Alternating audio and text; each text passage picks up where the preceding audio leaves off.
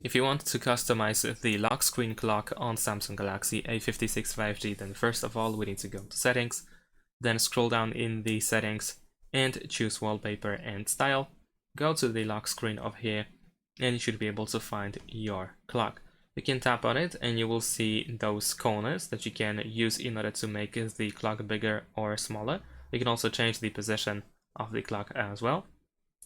And then of course we have customization options here. So you can change the font to something different. You can change the color at the bottom here. And then you also have the style, so you can use a completely different style as well. And then we can also enable or hide the weather information. We have the show data above clock option so that the date is moved above. And that is essentially it. Once you are done, press done in the top right corner. Thanks for watching, leave a like and subscribe to my channel and see you in my next videos. Bye!